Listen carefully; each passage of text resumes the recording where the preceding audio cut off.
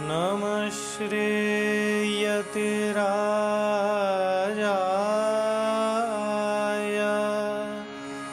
विवेकानन्दसूरये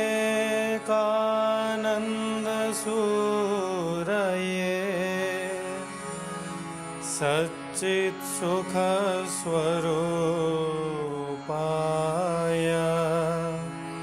स्वामिने तापहारिणे स्वामिने तापहारिणे।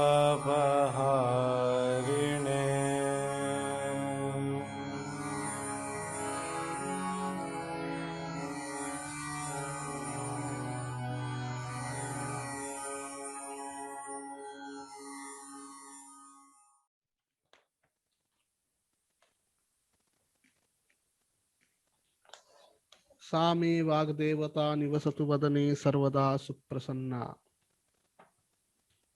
अजामे काम लोहित शुक्ल कृष्णां बहुवी प्रजा सृजमानां नमामः। योऽन्तः प्रविश्य मम वाचमिमां प्रसुप्तां सञ्जीवयत्यखिल शक्तिधरस्वधाम्ना अन्यांश्च हस्तचरणश्रवणत्वगादीन् प्राणान् नमो भगवते पुरुषाय तुभ्यम्।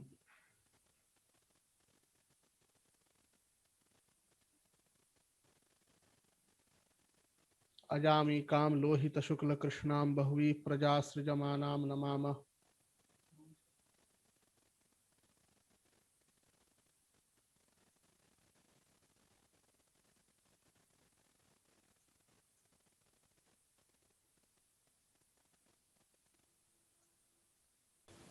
अजायेतां जुषमाणां भजन्ते जहत्येनां भुक्तभोगान्नुमस्तान्। कपिलाय महामुनये मुनये शिष्याय तस्य चासुरये पंचशिखाय तथेश्वर कृष्णाय ते नमस्यामः। कपिलाय नमस्तस्मै येनाविद्यो दधौ जगतिमग्ने कारुण्यात् सांख्यमयी नौरिव विहिता प्रतरणाय। सनकश्च सनन्दश्च तृतीयश्च सनातनः कपिलश्चासुरिश्चैव वोढुः पंचशिखस्तथा सप्तैते ब्रह्मणपुत्राः सप्त प्रोक्ता महर्षयः। कपिलाय महामुनये मुनये शिष्याय तस्य चासुरये पंचशिखाय तथेश्वर कृष्णाय ते नमस्यामः। ओम नमः कपिलादिभ्यः सांख्य संप्रदाय कर्तृभ्य ऋषिभ्यो नमो महद्भ्यो गुरुभ्यः। दुःखत्रयाभिघाता जिज्ञासा तदपघातके हेतु दृष्टे सा पार्था चेन्नैकान्तात्यन्ततो भावात्।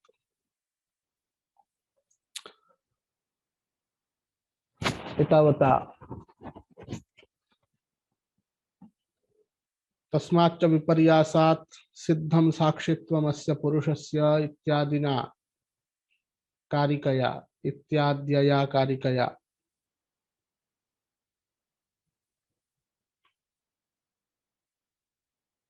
पुरुषस्य विशेष लक्षणानि उक्तानि। साक्षित्वं कैवल्यं माध्यस्थ्यम कर्तृभावश्च इत्यादि।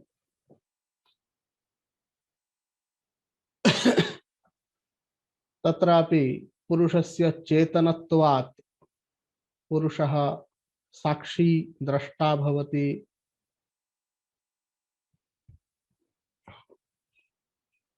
अप्रसव धर्मित्वात् अकर्ता भवति।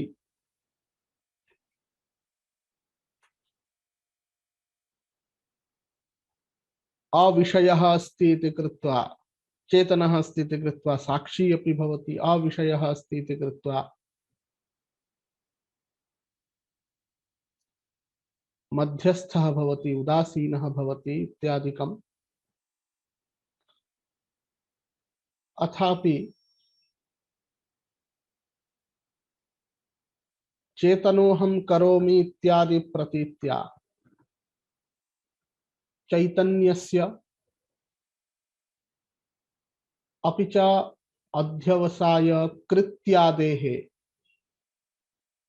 समानाधिकरण्यं यत् प्रतीयते तस्य का गतिः इत्यत्र तस्माच्च विपर्यासात् सिद्धम् इत्यादि उक्त्वा अग्रे वदति। तस्मात् तत्संयोगात् अचेतनम चेतनावदिव भवति, अचेतनम लिंगम चेतनावत इव भवति। लिंगम इत्युक्ते अंतःकरणम आरभ्य सूक्ष्म शरीरादिकम स्थूल शरीरादिकम सर्वं चेतनावत इव प्रतीयते चेतन पुरुषस्य संयोगात्।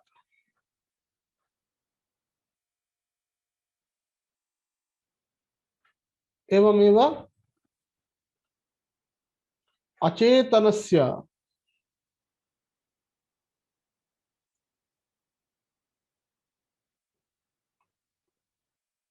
अंतःकरणादेः संयोगात् चेतनः पुरुषः अपि अकर्ता सन्नपि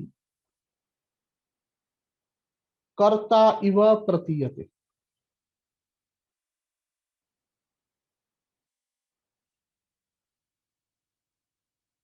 यथा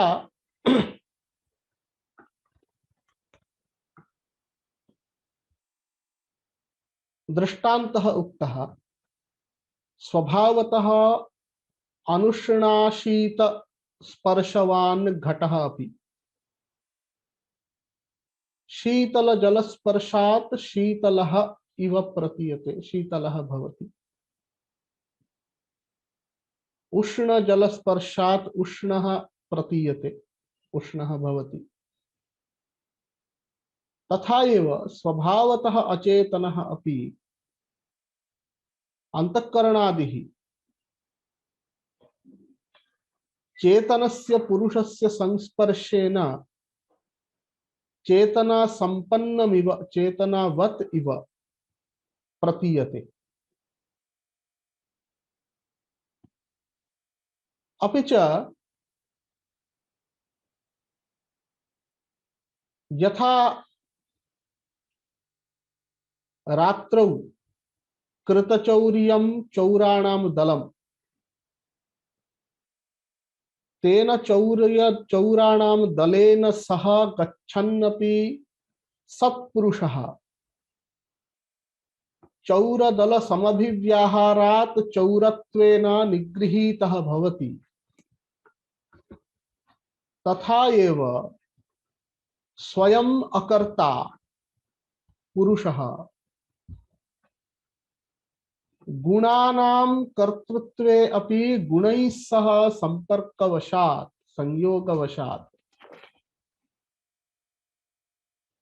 कर्ता इव प्रतीयते।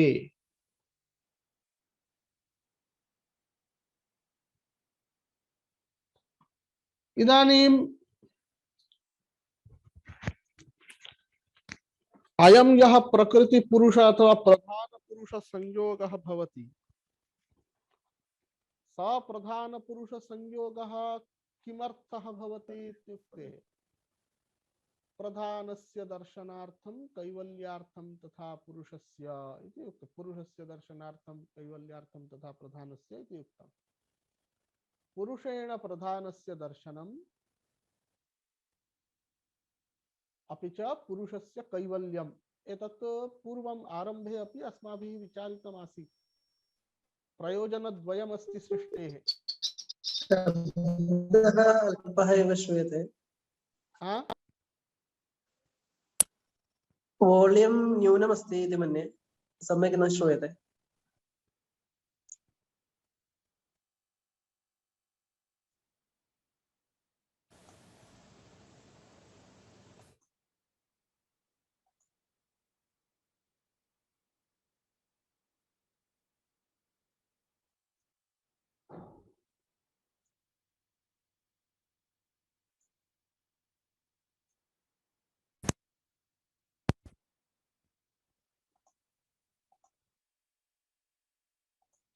हरि ओम। अधुना श्रूयते श्रूयते।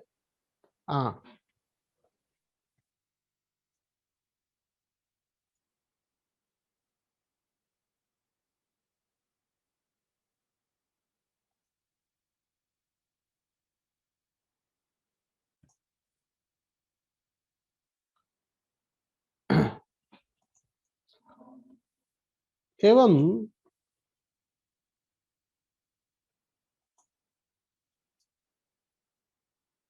पुरुषस्य पुरुषेण प्रधानस्य दर्शनम् अपि च पुरुषस्य कैवल्यम् एतदुभयं सृष्टेः प्रयोजनम् एतत्तु पूर्वमेव विचारितमासीत्। तत्र प्रकृति पुरुष संयोगादेव सृष्टिः जायते इति। तत्र प्रकृति पुरुष संयोगः कीदृशः इत्यत्र पंगवन्धवद् उभयोरपि संयोगः इत्युक्तम्। पंगुवत् पुरुषः अंधवत् प्रधानम् इति तत्र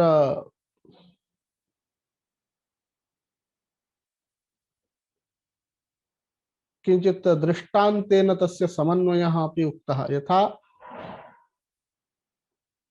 कश्चित् अंधः केनचित् सार्थेन साकम् अथवा तीर्थयात्री दलेन साकम्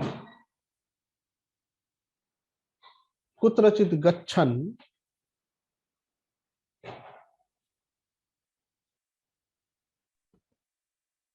दलेन सह एव गच्छति, तस्य दलस्य उपरि दस्यवः तद्दलं दस्यवः आक्रमन्ति। दस्यूनाम् आक्रमणवशात् अयं यः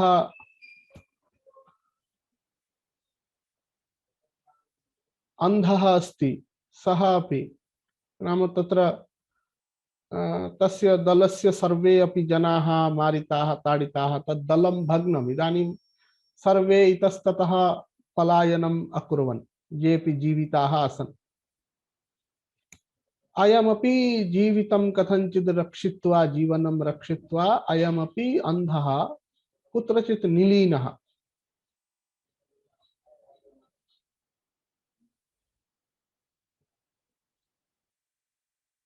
दस्यवः गताः, इदानीम् एतेन अंधेन गन्तव्यम्। अस्य दर्शन सामर्थ्यं नास्ति इति कृत्वा अयं तावत् गन्तुं न शक्नोति।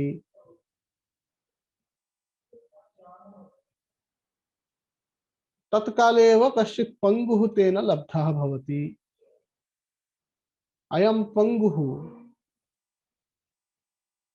गमने असमर्थः किन्तु दर्शने समर्थः। यथा पुरुषः अकर्ता किन्तु द्रष्टा। इदानीं पुरुषः तं वदति, पंगुः तं वदति, भवान् मां स्कन्धमारोप्य नयतु, तर्हि भवतः अपि प्रयोजनं सिद्ध्यति, ममापि प्रयोजनं सिद्ध्यति। एवं परस्परम् अंधवत् प्रकृतिः प्रधानम्, पंगुवत् पुरुषः, तयोः परस्परं संयोगवशात् प्रकृतेः यत् साम्यमासीत् नाम गुणत्रय साम्यं, तत् साम्यं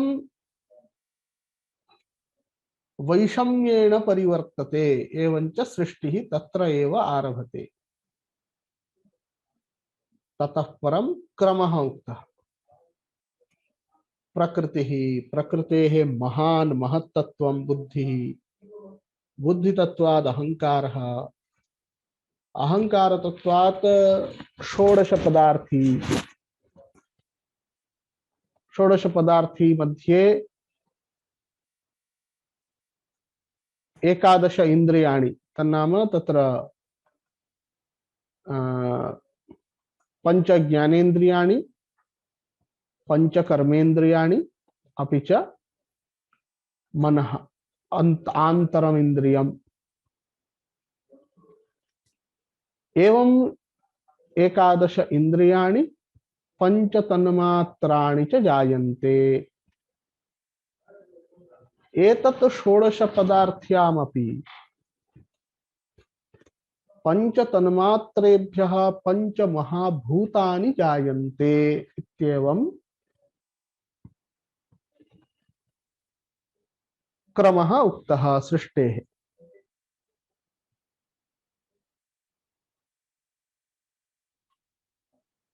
एतावता पंचविंशति तत्त्वानामपि सामान्य लक्षणादिकं सर्वम् उक्तम्।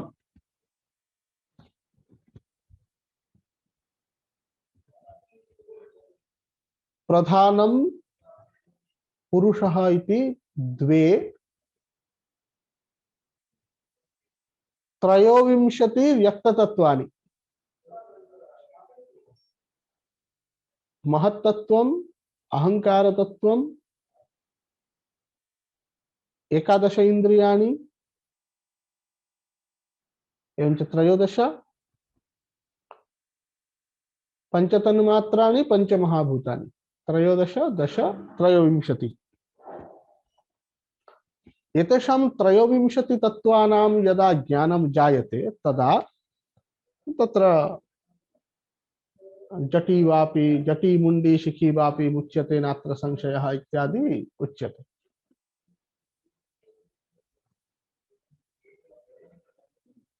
किंतु एतावता अव्यक्त तत्वस्य प्रकृतेः सामान्यं लक्षणम् उक्तम्, अचेतनं प्रसवधर्मी इत्यादि विशेष लक्षणानि सत्वं लघु प्रकाशकम् इत्यादिकम् उक्तम्।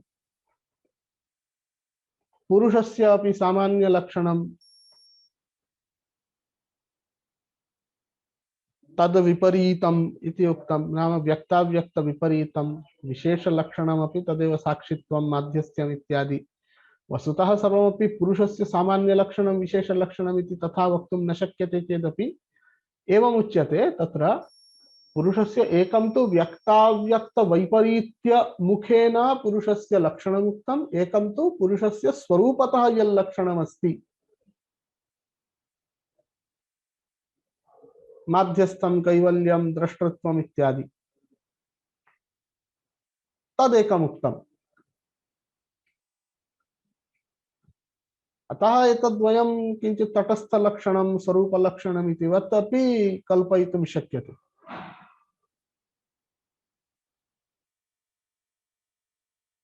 किन्तु व्यक्ततत्त्वानां विशेषलक्षणानि एतावता न उक्तानि। अतः इदानीं व्यक्तानां तत्त्वानां विशेषलक्षणादिकं धर्मादिकं सर्वं विचार्यते। तत्रैव आदौ अध्यवसायो बुद्धिर् धर्मो ज्ञानं विराग ऐश्वर्यं सात्विकम् एतद्रूपं तामसमस्माद् विपर्यस्तमिति कारिकायां बुद्धेः असाधारणो धर्मो भवति अध्यवसायः तन्नाम निश्चयात्मकं ज्ञानम् इति उक्त्वा तस्य के धर्माः किं तावत् स्वरूपं तानि लक्षणानि इति विशेषतः विचार्य बुद्धिः धर्मः ज्ञानं वैराग्यम् ऐश्वर्यम् इति चतुष्टयम् उक्तम्। तत्रापि धर्मः अभ्युदय निःश्रेयस साधनभूतः धर्मः, वेद विहित कर्मजन्यः यः वर्तते,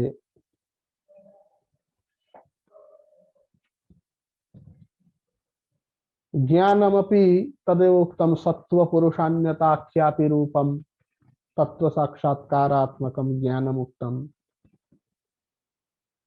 वैराग्य विषये विशेषतः अत्र केवलं वैराग्यम् इत्येव उक्तमस्ति, किन्तु वैराग्यस्य विशेषतः चतुर्धा भेदः भवति। एतद् योगसूत्रादिषु विस्पष्टं प्रतिपाद्यते। सामान्यतः वैराग्यस्य चतुर्धा भेदः अंगीक्रियते। जतमान वैराग्यम,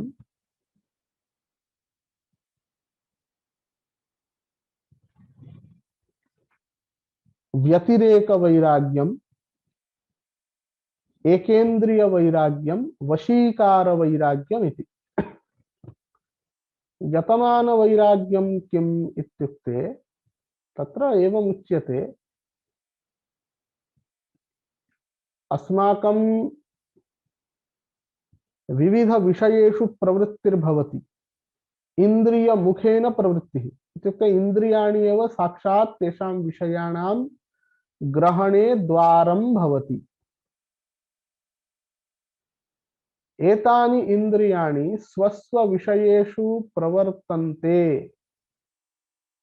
अंतःकरणवृत्ति रागवशात्, रागः इत्युक्ते कामक्रोधादिकं यदपि वर्तते, कामक्रोध लोभ मोहः इत्यादि यद्यदस्ति, विशेषतः एक शब्देन वक्तव्यं चेत् वासना अथवा कामनावसा वशात् इन्द्रियाणि स्वस्व विषयेषु प्रवर्तन्ते।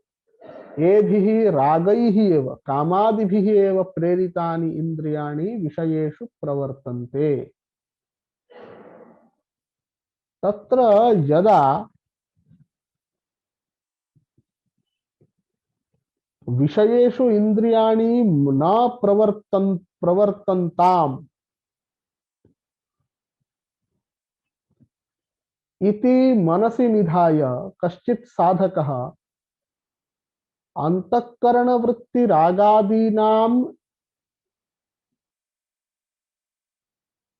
लघूकरणाय प्रयतते, तत् यतमानसंज्ञकं वैराग्यम् इति उच्यते। नाम तस्य अयं भावः उत्पन्नः अस्ति, इन्द्रियाणां विषयेषु प्रवृत्तिः मा भूत्।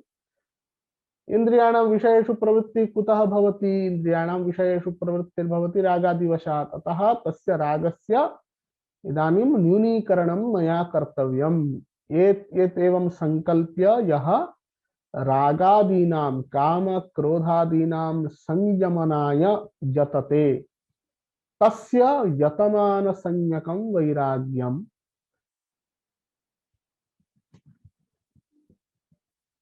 इदानीं यदा एवं प्रयासः आरब्धः ततः परं क्रमेण अवश्यमेव तस्य फलं भवति। केचन भावाः पूर्णतया पक्वाः भवन्ति। पक्वाः इत्युक्ते तेषां पुनः इन्द्रियाणां प्रवर्तने सामर्थ्यं न भवति। ते पीडां न जनयन्ति मनसः अंतःकरणस्य, विषयेषु प्रवर्तनाय न पीडयन्ति। एवं केचन भावाः तत्र पक्वाः, केचन तदानीमपि सन्ति। उदाहरणार्थम् इदानीं कश्चित् पुरुषः, सः उत्तम स्वादु भोजनमपि इच्छति, उत्कृष्ट गन्धयुक्तं विलेपनमपि इच्छति। सर्वदा इन्द्रियाणि तत्रैव प्रवर्तन्ते। सः प्रयासं करोति संयमनाय। क्वचित् गत्वा तेन दृष्टम् इदानीं उत्कृष्ट स्वादु भोजने तथा महती आसक्तिः नास्ति। इत्युक्ते सम्प्रति तस्य यादृशी वासना भोजनार्थं तं प्रेरयति स्म, सा वासना क्षीणा वर्तते। किन्तु उत्कृष्ट गन्धयुक्त सुरभि विलेपन प्राप्तये तस्य प्रयत्नः इदानीमपि तथा एव वर्तते।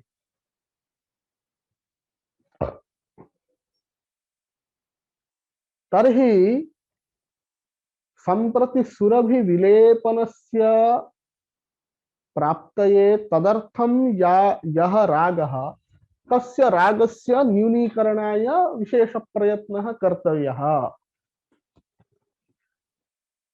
एवं कश्चिद् विषयः, कश्चिद् रागः पक्वः, अन्यः कश्चित् अपक्वः वर्तते। तस्य पाचनाय एवं यदा पृथक् कृत्य सः अवगन्तुं शक्नोति, अपि च अपक्वस्य पाकार्थं विशेषतया यतते, तदा व्यतिरेक संज्ञक वैराग्यम तस्य आयातम इति शास्त्रकाराः कथयन्ति।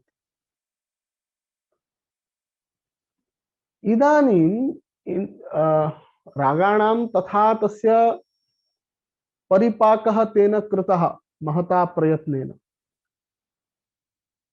इन्द्रियाणि नैव प्रवर्तन्ते,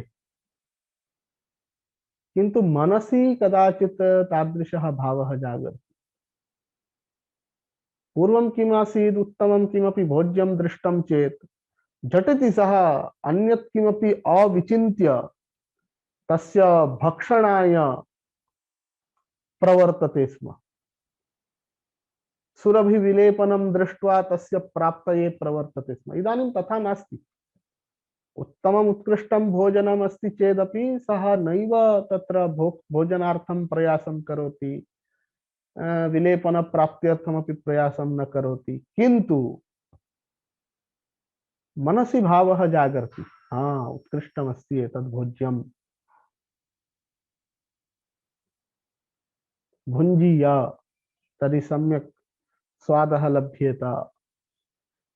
एवञ्च पूर्वं तु यः रागः इन्द्रियं साक्षात् बलेन प्रवर्तयति स्म, इदानीं तथा नास्ति। इदानीं तु किं करोति, मनसि भोगस्य अंकुरं जनयति।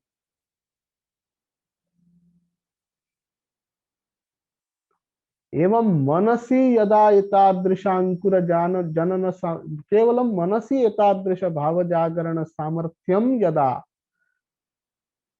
रागाणां जातं, तदा तादृशस्यापि अत्यन्तं क्षीणस्य मनसि भोगांकुर जनन समर्थस्य रागस्य पाकाय प्रयासः क्रियते, येन मनसि अपि तादृशः भावः जागृतः न भवेत्।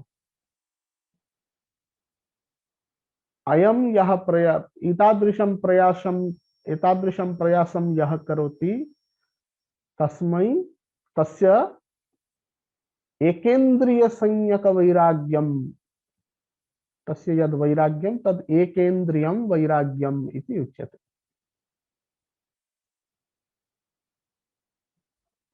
ततः परमपि इदानीं तु किं जातं, विषयेषु प्रवृत्तिर्न भवति, न इन्द्रियाणां न वा मनसः, किन्तु विषयेषु तस्य तृष्णा न समाप्ता। पुनः कदाचित् सः भावः जागर्यादपि मनसि इन्द्रियेषु च। तद् नाशाय किं कर्तव्यं, विषयेषु वितृष्णा आवश्यकी। एकं तु इदानीं किमस्ति, विषयेषु औदासीन्यं जातमस्ति। हाँ अस्ति, किन्तु भोगमहं न करोमि, तद्दृष्ट्वापि मम मनसि भोगार्थं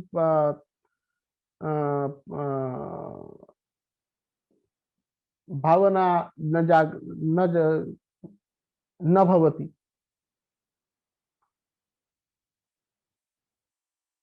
किन्तु विषयेषु तस्य वितृष्णा नास्ति। यदा तु एवं दृष्टेषु विषयेषु अपि च शास्त्रोक्तेषु स्वर्गादि विषयेषु अपि वितृष्णा जायते, तद मम मास्तु एव। तादृशं यद् वैराग्यं तत् वशीकार वैराग्यम् इति उच्यते। तत्र योगसूत्रकाराः अपि सूत्रं कुर्वन्ति, दृष्टानुश्रविक विषय वितृष्णस्य वशीकार संज्ञा।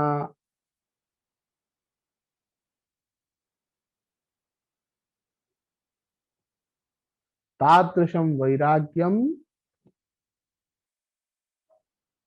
ऐश्वर्यम् अष्टविधम् महिमा, लघिमा इत्यादि, अणिमा इत्यादि, एतत् सर्वं बुद्धेः विशेषलक्षणानि। एतत् सर्वं बुद्धौ एव वर्तन्ते।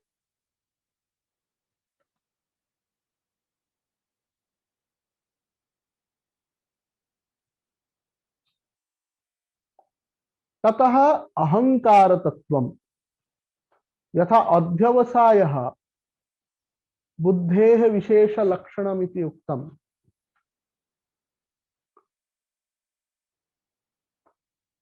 तद्वदेव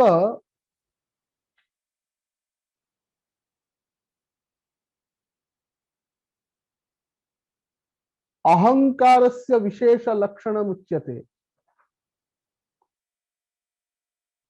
अभिमानः। अभिमानोऽहंकारस्तस्मात् द्विविध प्रवर्तते सर्गः, एकादशकश्च गणस्तन्मात्र पंचकञ्चैव।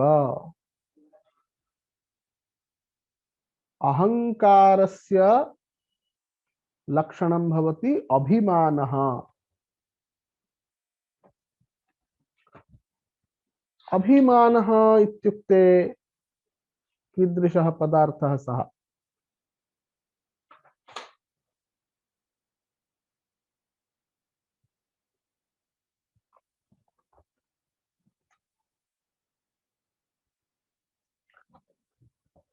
यत्र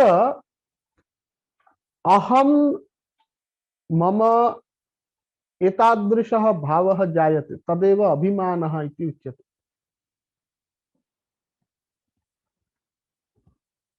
अत्र तत्त्वकौमुदीकाराः सम्यक् वर्णयन्ति। अत्राहम् अधिकृतः, अहमत्र अधिकृतः अस्मि।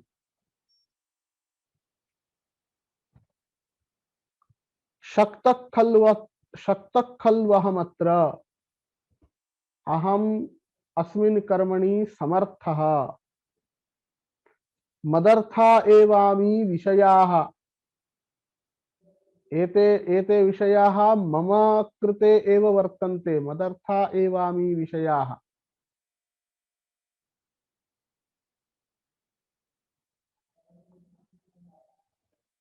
मत्तो नान्योत्राधिकृत कश्चिदस्ति, मदपेक्षया अपरः कश्चन अस्मिन् विषये अधिकृतः नास्ति। अहमस्मि इत्यादि रूपः यः अहं भावः, अहम अभिमानः, तदेव अभिमानपदेन उच्यते।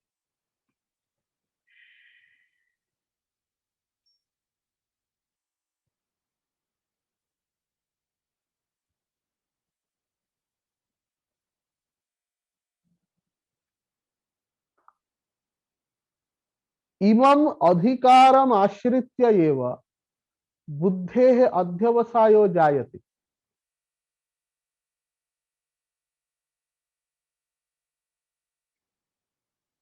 अत्र एवं वक्तव्यम्, इदानीं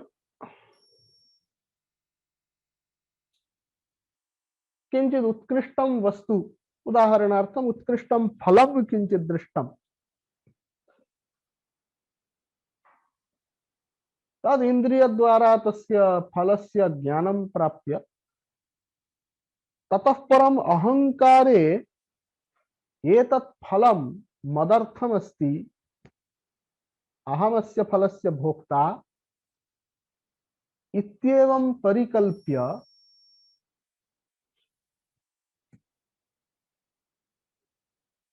बुद्धौ अध्यवसायः भवति। एतत् मम कर्तव्यम्। बुद्धिः तदा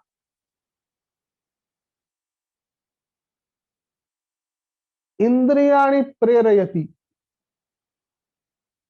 अस्य फलस्य प्राप्तये। इन्द्रियाणि प्रेरितानि भवन्ति, इन्द्रियाणि तस्य फलस्य प्राप्त्यर्थं यतते। अथवा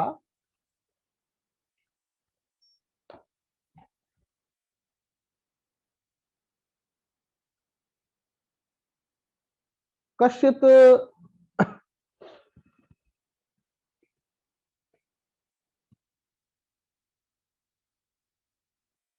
अरण्यमार्गेण गच्छति,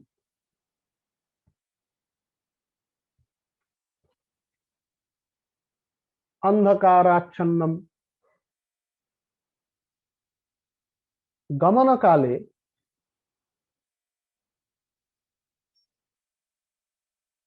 कश्चित्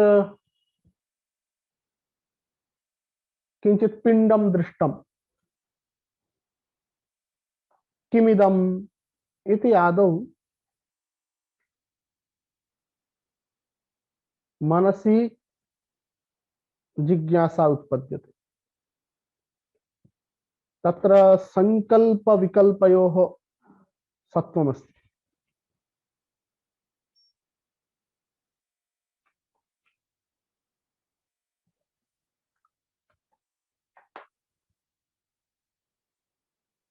अनन्तरं किंचित् निकटं यदा तत्पिंडं किंचित् पिंडस्य निकटं गच्छति,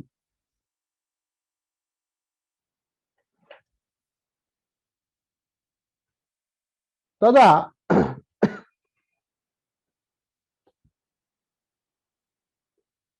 अयं कश्चित् व्याघ्रः इति तस्य ज्ञानं जायते।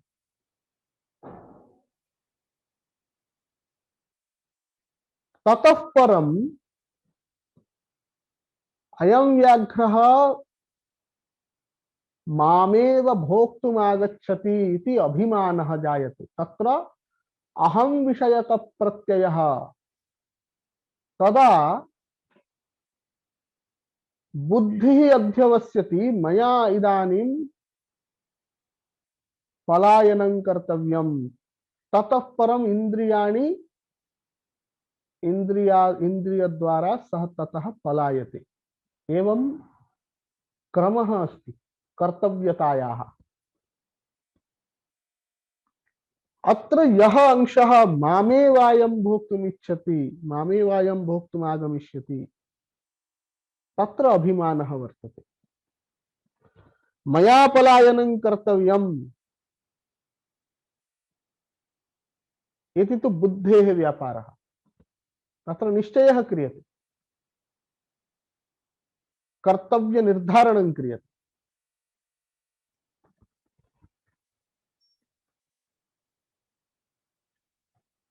अस्माद् अहंकारात् द्विविधा सृष्टिः, एकादश इंद्रियाणि तन्मात्र पंचकं च इति उच्यते।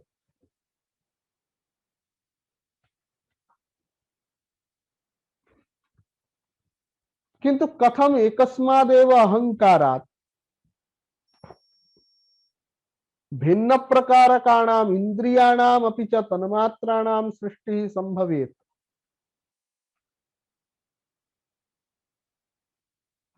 अतः तत्र एवं उच्यते, सात्विक एकादशक प्रवर्तते वैकृताद् अहंकारात् भूतादेस्तन्मात्रस्य तामसस्तैजसादुभयम् इति। अहंकारस्य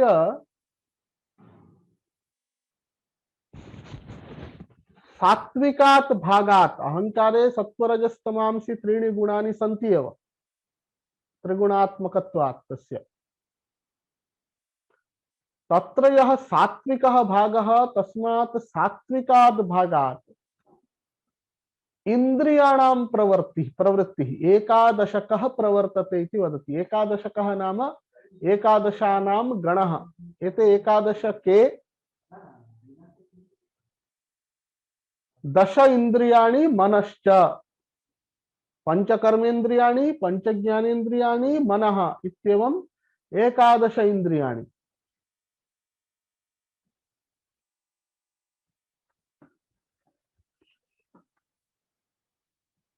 यतः इंद्रियाणि विषयाणां प्रकाशकानि भवन्ति, सत्वस्य च प्रकाशकत्वमेव लक्षणं, सत्वं लघु प्रकाशकम् इति उक्तम्। अपि च इंद्रियाणि अत्यन्तं सूक्ष्माणि अपि भवन्ति। इंद्रियाणि स्वयं इंद्रियैः ग्रहीतुं न शक्यन्ते। अतः लाघवमपि तेषु इन्द्रियेषु वर्तते।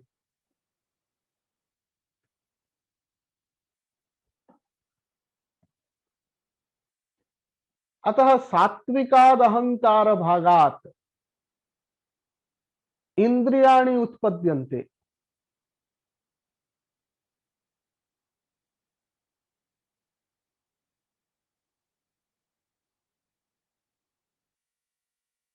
अनन्तरं वदति तामसात् अंशात्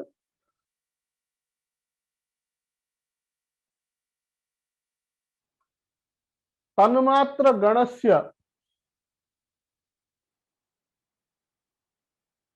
उत्पत्तिर्भवति।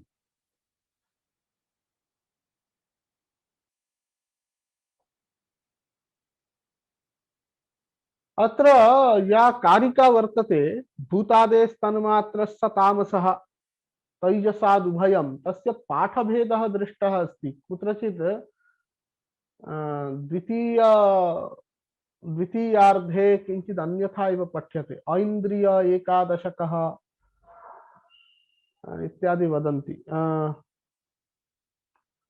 न तस्य न पूर्वस्यां कारिकायां किञ्चिदस्ति।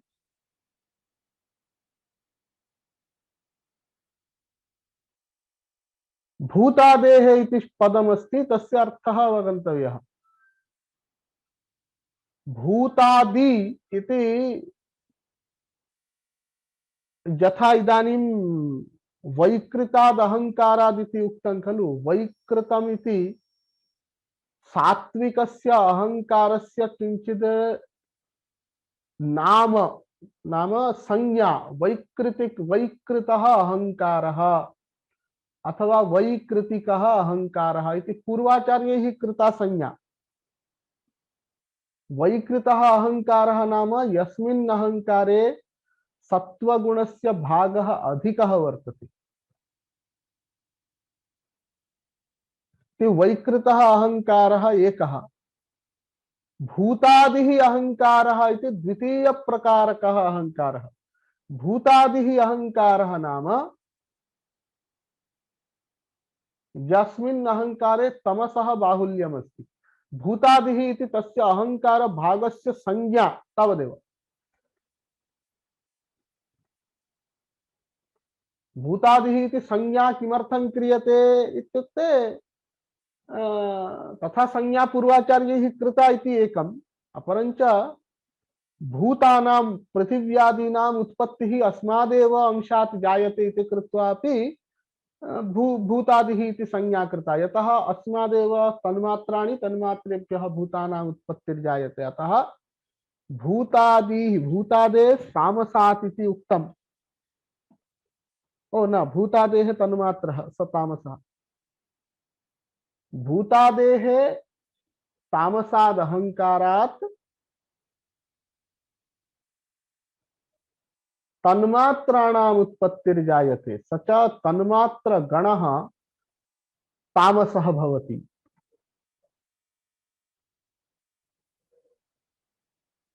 तृतीय प्रकारकः अहङ्कारस्य भागो वर्तते तैजसः इति। एवञ्च अहङ्कारस्य त्रयः भेदाः भवितुमर्हन्ति। एकः सत्वबहुलः, अपरः रजोबहुलः, इतरः तमोबहुलः। सत्वबहुलस्य वैकृतः अहङ्कारः इति नाम। रजोबहुलस्य तैजसः अहङ्कारः इति नाम। तमोबहुलस्य भूतादिः अहङ्कारः इति नाम।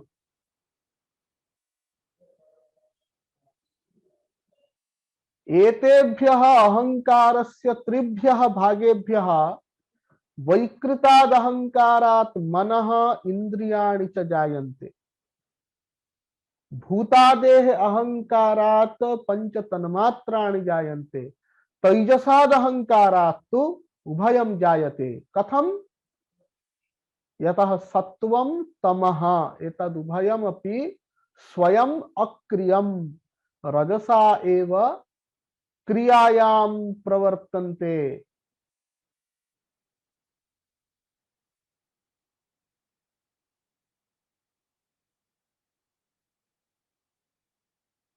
तस्मात्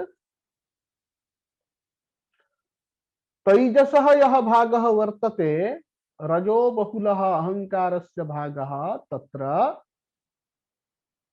ते तस्मात् उभयोः अपि सृष्टिः जायते अथवा तस्य उभयथा सृष्टौ अपि भागधेयं वर्तते।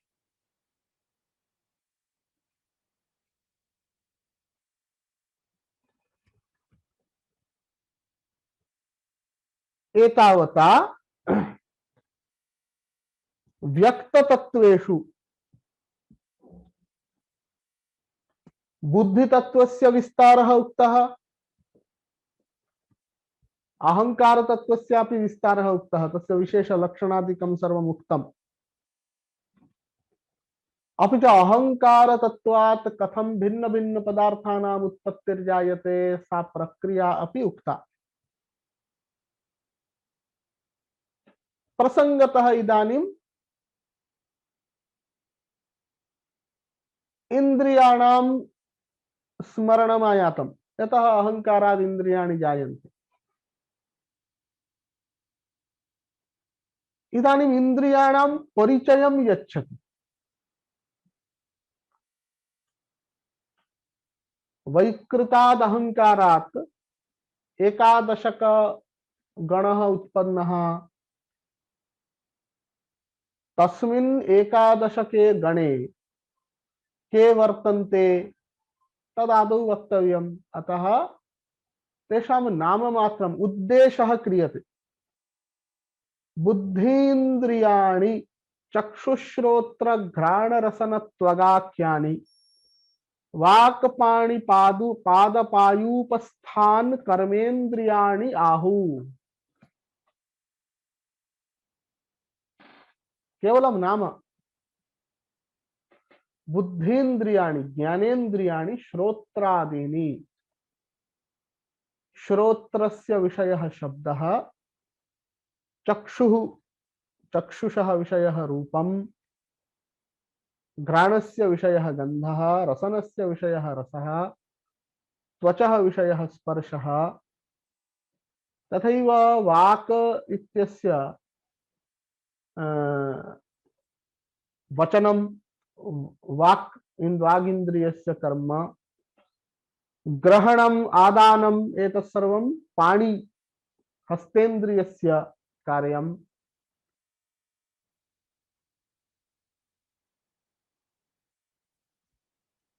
चलनम् एकस्मात् स्थानात् अन्यत्र स्थाने गमनम्, तत् पादेन्द्रियस्य चरणेन्द्रियस्य कार्यम्।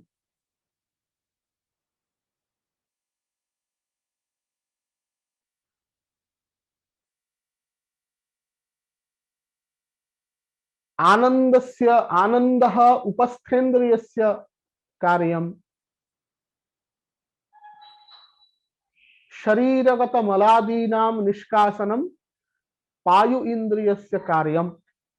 एवं पंचविधानि कर्मेन्द्रियाणि। एतेषां विषये पुनः विस्तरेण अग्रे कारिकायां वक्ष्यते। एवं दश। इदानीम् एकादशकः गणः वैकृताद् अहङ्कारात् जायते इत्युक्तम्।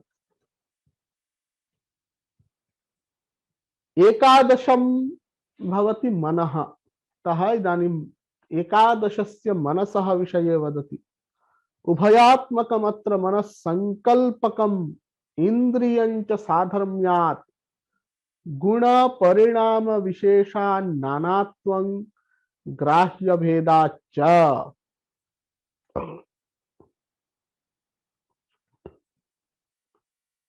एकादशसु इन्द्रियेषु मनः उभयात्मकं भवति। इत्युक्ते इतः पूर्वम् इन्द्रियस्य द्विधा विभागः उपस्थापितः, बुद्धीन्द्रियं कर्मेन्द्रियं च।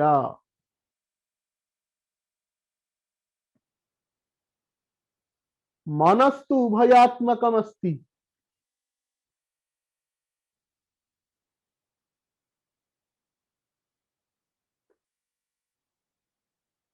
यथा कश्चित् पुरुषः देवदत्तः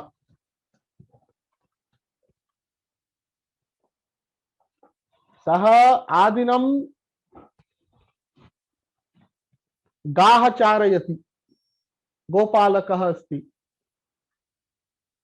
एवञ्च यदा गोभिः सह चारणभूमिं गच्छति तदा सः गोपालकः भवति। प्रातःकाले तु मल्लभूमिं गत्वा मल्लम् अभ्यस्यति, एवञ्च प्रातःकाले सः मल्लः भवति। एवम् उभयथा धर्मः तस्मिन् वर्तते। तथैव मनः अपि कर्मेन्द्रियैः सह संयुक्तं चेत् कर्मेन्द्रियत्वेन, ज्ञानेन्द्रियैः सह संयुक्तं चेत् ज्ञानेन्द्रियत्वेन कार्यं करोति।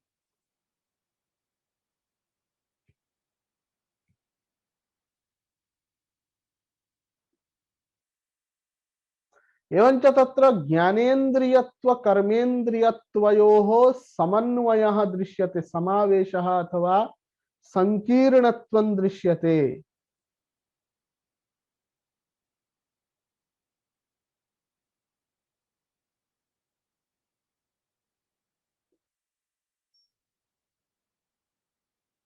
अतः तद् उभयात्मकमिति उच्यते।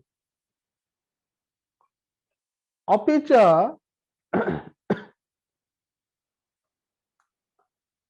किमर्थम् एतद् उभयात्मकमिति उच्यते, तदपि अत्र उक्तं संकल्पकम्। मनः यथा इतः पूर्वं बुद्धेः असाधारणो धर्मः उक्तः, अध्यवसायः, निश्चयः, अहंकारस्यापि अभिमानः, असाधारण धर्मः, तादृशी वृत्तिः। एवं मनसः अपि संकल्पः एव विशेष वृत्तिः अथवा विशेषः विशिष्टं लक्षणम्।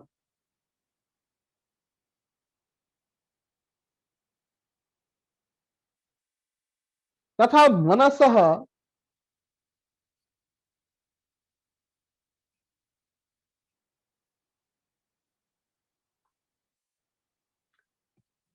संकल्पकत्वं नाम किम्? तत्र वाचस्पतिमिश्रः सम्यक् वदन्ति किमपि पुरतस्थितं वस्तु, यथा इदानीमेव उदाहरणम् उक्तम्, अरण्ये गच्छन् पुरुषः पुरतः पिण्डं दृष्ट्वा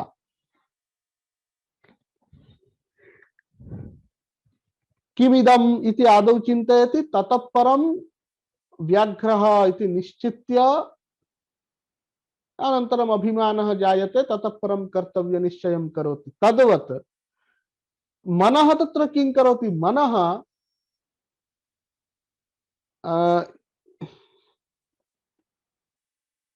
इदं किम्, अयं व्याघ्रो वा शुनको वा इत्येवं सम्यक् आदौ विचारयति, सम्यक् कल्पयति इति संकल्पः। सम्यक् कल्पनं संकल्पनम्। तन्नाम सम्यक् कल्पनं नाम तत्र संभावनाः उद्भावयति मनः एव। साक्षात् अध्यवसायात्मकं ज्ञानं न जायते, आदौ तु संभावना उत्पद्यते। एतदेव निर्विकल्पकं ज्ञानमिति नैयायिका अपि कथयन्ति।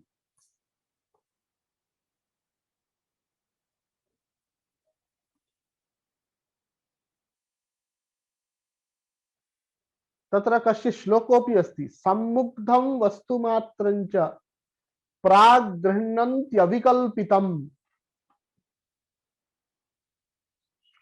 तत् सामान्य विशेषाभ्यां कल्पयन्ति मनीषिणः इति।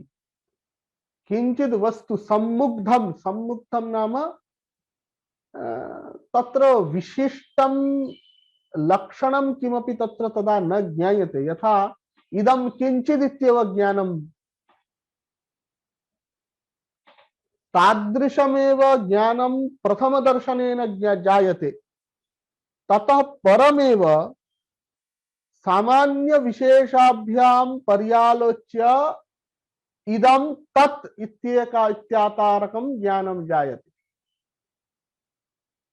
आदौ तु इदं किंचिदिति ज्ञानं, ततः परं तत्र स्थाणुत्वादिकम् अस्ति वा न वा इति सम्यक् परीक्ष्य अयं स्थाणुः अथवा अयं पुरुषः अथवा अयं व्याघ्रः इत्याकारकं विशेषाकारकं ज्ञानं जायते। एतद् यत् अविकल्पितं ज्ञानं वस्तु दर्शनमात्रेण उद्भवति तदेव सम्यक् कल्पनमिति उच्यते। तत्र संभावनाः बह्व्यः भवन्ति, अतः तत् सम्यक् कल्पनं, तत् मनसः कार्यं, मनसः वृत्तिः।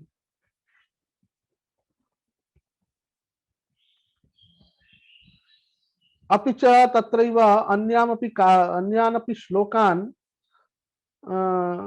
तत्त्वकौमुदीकाराः सम्यक् उद्धरन्ति। अस्ति ह्यालोचनं ज्ञानं प्रथमं निर्विकल्पकं बालमूकादि विज्ञान सदृशं मुग्धवस्तुजमिति।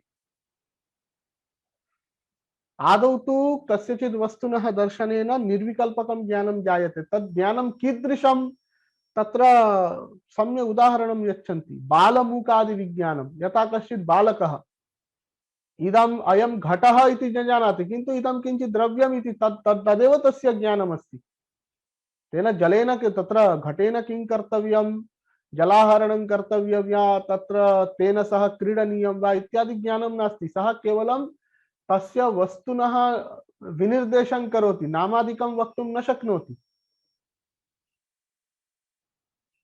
तादृशं यद् ज्ञानं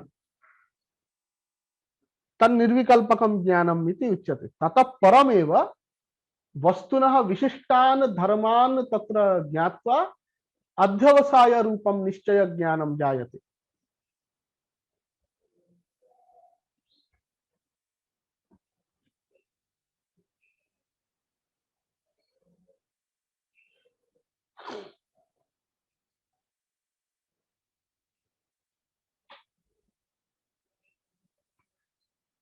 एवंच उभयात्मकत्वं मनसः साधितं, संकल्पः मनसः वृत्तिः इत्यपि उक्तम्। तदा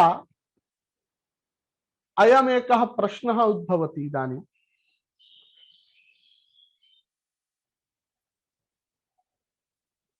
असाधारण व्यापाराः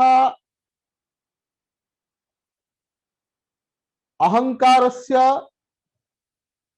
बुद्धेश्च सन्ति, मनसः अपि वर्तते। इंद्रियाणां तु तथा असाधारण व्यापाराः न सन्ति। एकैकस्य इन्द्रियस्य असाधारण व्यापारः इति नास्ति, केवलं शब्दादि विषयेषु प्रवृत्तिरेव। कर्मेन्द्रियाणां ग्रहणादीनि कर्माणि एव। यथा अध्यवसायः अभिमानः एवं रूपेण असाधारणं व्यापारं वक्तुं न शक्नुमः इन्द्रियाणां। मनसः असाधारण व्यापारः वर्तते। तर्हि मनः कथम् इन्द्रियमिति उच्यते? मनः अपि इन्द्रियं मास्तु। मनः अस्तु, यथा अहंकारः अस्ति, बुद्धिः अस्ति, तथैव मनः अपि किंचित् भवतु। अतः तत्र उच्यते इन्द्रियञ्च साधर्म्यात्, तद् इन्द्रियमपि। कथम इंद्रियम? साधर्म्यात्। यतः ज्ञानेन्द्रिय कर्मेन्द्रियाभ्याम अथवा ज्ञानेन्द्रिय कर्मेन्द्रियैः सह मनसः साधर्म्यमस्ति।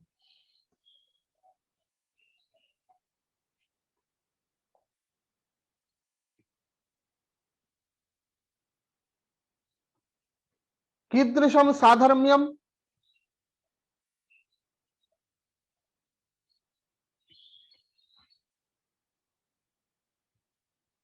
यथा इंद्रियाणि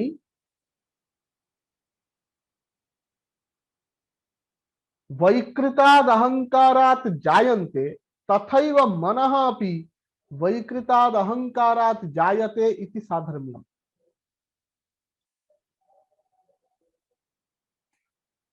तस्मात् साधर्म्यात् तस्य इन्द्रियत्वेन व्यवहारः अस्माभिः उच्यते। अन्यैः इन्द्रियैः साकं समानतया समानपदार्थात् वैकृतादेव अहंकारात् जायमानं मनः तस्माद् यथा तानि इन्द्रियाणि इति उच्यन्ते तथा एतदपि इन्द्रियमेव।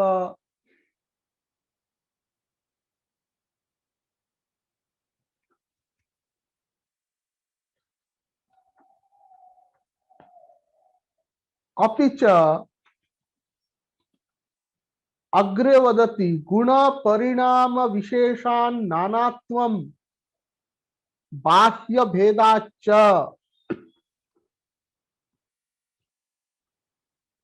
इदानीं बुद्धिः एकं तत्त्वं तस्मात् एकः एव अहंकारः उत्पद्यते।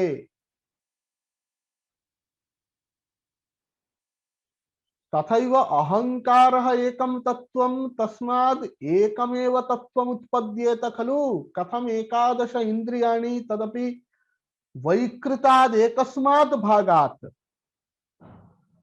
एकादश इन्द्रियाणि इति कथम जायन्ते।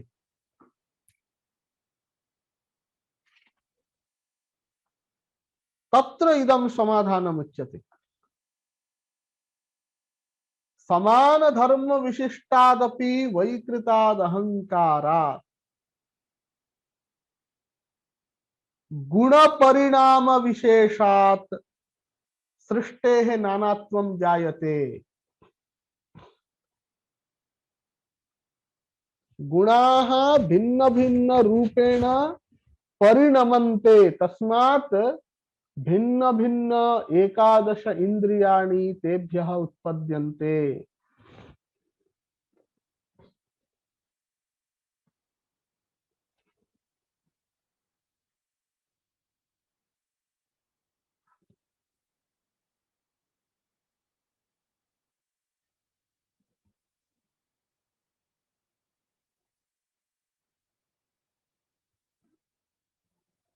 तत् कथं भवति इत्युक्ते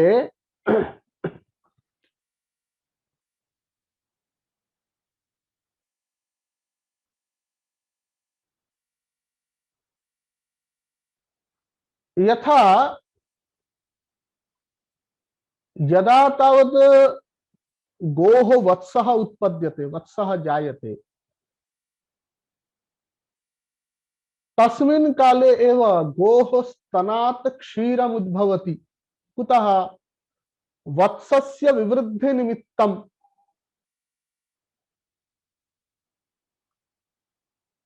एवमेव प्रधानस्यापि तथैव प्रवृत्तिः।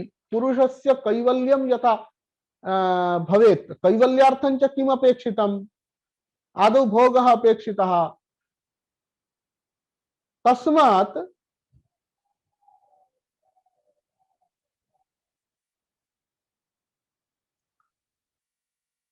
अचेतनस्यापि प्रधानस्य भिन्न भिन्न रूपेण परिणामः जायते।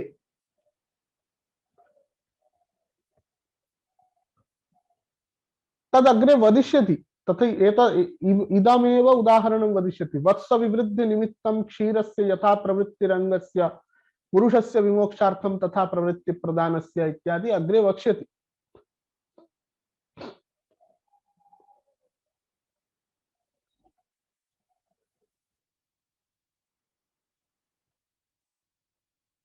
अतः गुणानां भिन्न भिन्न परिणाम भेदात् भिन्नानि भिन्नानि इंद्रियाणि जायन्ते।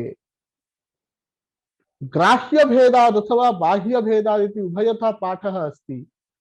बाह्य भेदाः नाम बाह्याः ये विषयाः सन्ति तेषां विषयाणां भेदात् इंद्रियाणि अपि भिद्यन्ते। रूपस्य ग्रहणार्थं चक्षुः, शब्दस्य ग्रहणार्थं श्रोत्रम् एवं भिन्न भिन्न ग्राह्याणां बाह्य विषयाणां सत्वात् भिन्नानां इंद्रियाणाम् उत्पत्तिर्जायते। तस्य तस्य विषयस्य भोगाय तस्य तस्य इन्द्रियस्य उद्भवः।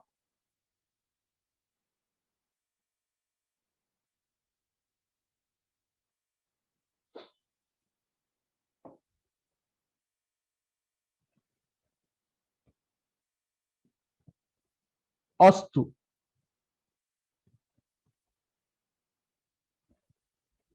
एतावता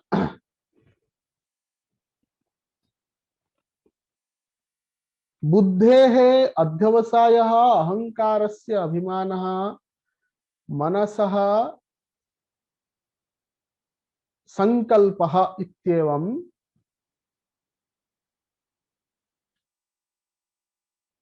वृत्तयः उक्ताः।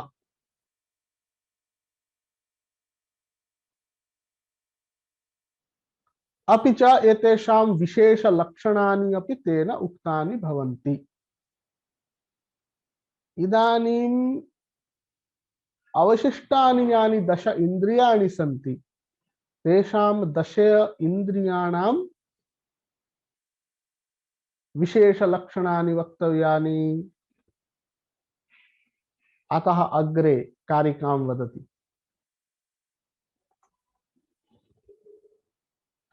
शब्दादिषु पंचानाम् आलोचना मात्रम् इष्यते वृत्तिः।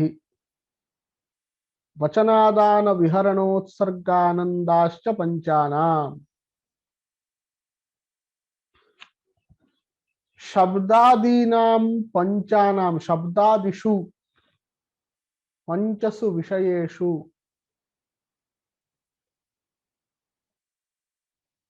आलोचन मात्रम् इंद्रियाणां वृत्तिः इति उच्यते।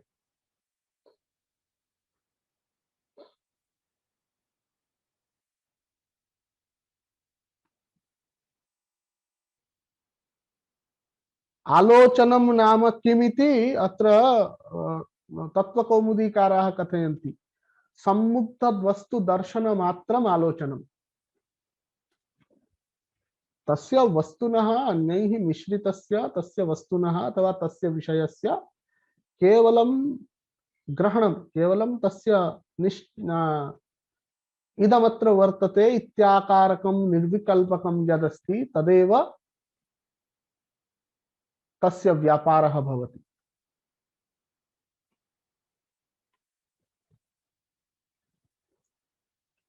अपि च वचनादान विहरण उत्सर्ग आनन्दाः इति पंच एतेषां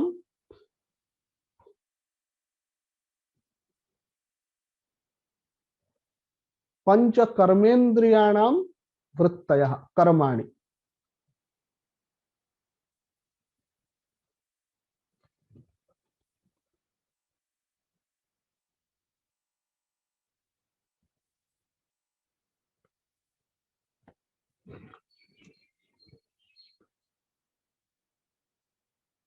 इदानीं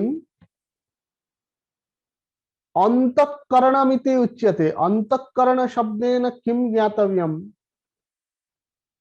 अंतःकरण शब्देन बुद्धिः अहंकार मनः एतेषां त्रयाणाम् एकत्र समुदितस्य अंतःकरणम् इति नाम।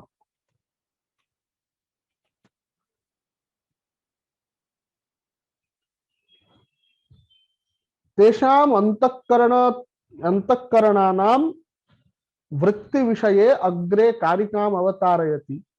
स्वालक्षण्यं वृत्तिस्त्रयस्य शैषा भवत्यसामान्या।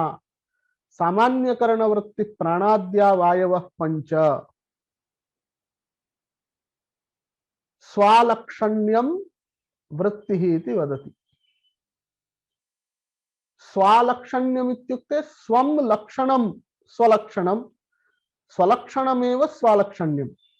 इतः पूर्वम् एतेषां बुद्धि अहंकार मनसां लक्षणानि उक्तानि। अध्यवसायः अभिमानः संकल्पः एतानि एव बुद्धि अहंकार मनसां वृत्तयः। इतः पूर्वं पूर्वस्यां कारिकायां रूपादिषु पंचानाम् आलोचन मात्रम् वृत्तिः इति वृत्तिशब्देन उक्तं खलु, अत्रापि प्रश्नः भवति तर्हि तेषां वृत्तयः काः इति। अतः अत्र स्पष्टतया उच्यते वस्तुतः यतेषां लक्षणमुक्तं तदेव तेषां वृत्तिः। असामान्या वृत्तिः इति उच्यते। तन्नाम सा वृत्तिः अन्यस्य नास्ति। अध्यवसाय वृत्तिः मनसः नास्ति, अहंकारस्य नास्ति, इन्द्रियाणां नास्ति। संकल्प वृत्तिः बुद्धेर्नास्ति, अहंकारस्य नास्ति। अभिमान वृत्तिः बुद्धेर्नास्ति, मनसः नास्ति। अतः असामान्या वृत्तिः।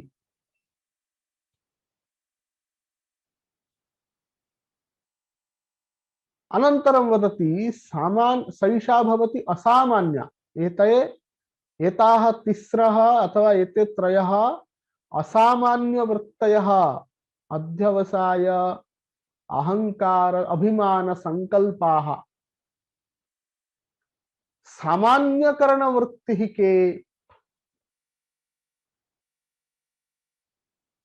एतेषु त्रिषु सामान्या वृत्तिः का भवति अथवा समस्तस्य अंतःकरणस्य सामान्या वृत्तिः कः त्रयाणामपि। तत्र वदति प्राणाद्या वायवः पञ्च। प्राणः अपानः उदानः समान व्यानः एते पञ्च वायवः सर्वेषाम् अत्र करणानाम् इति उक्तम्। तेन अंतःकरणं बहिष्करणम् इत्युक्ते शब्दे ज्ञानेन्द्रियाणि कर्मेन्द्रियाणि अनन्तरम् अंतःकरणत्वेन यदुच्यते तेषां सर्वेषामपि प्राणाद्याः पञ्च वायवः एव वृत्तयः भवन्ति। अस्मिन् विषये पुनः अग्रे विस्तरेण चर्चां करिष्यामः श्वः। इदानीम् अद्य किञ्चित् प्रष्टव्यं चेत् पृच्छन्तु।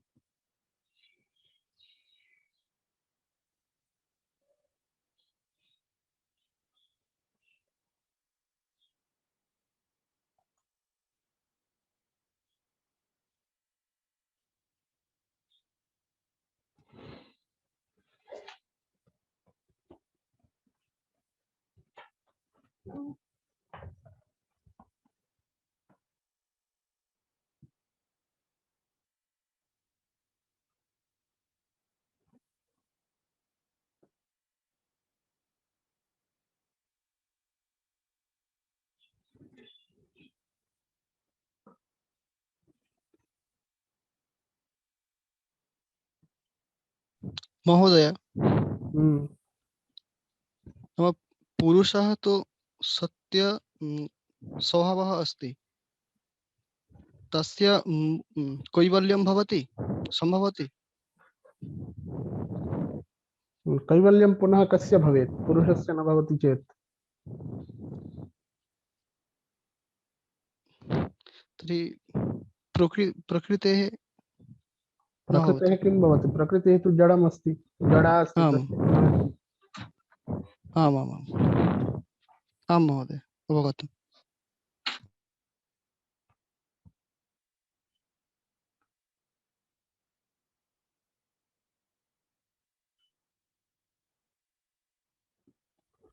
अस्तु।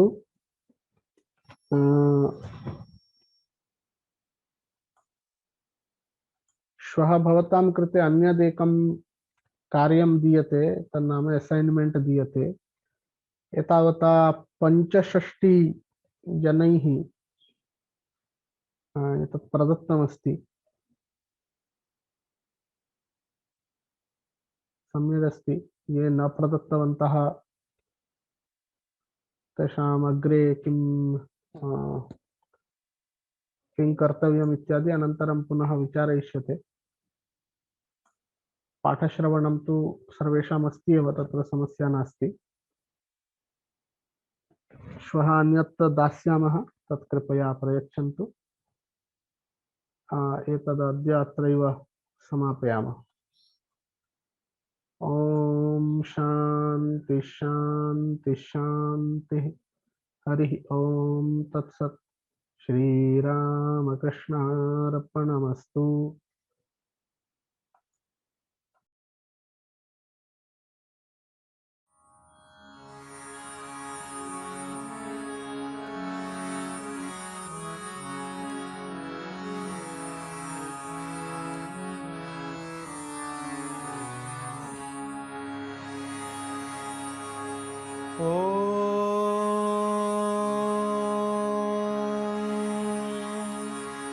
संस्थापकाय च धर्मस्य सर्वधर्मस्वरूपिणे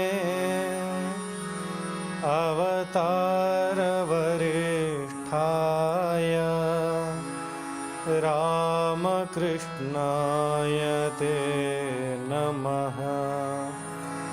रामकृष्णाय ते नमः।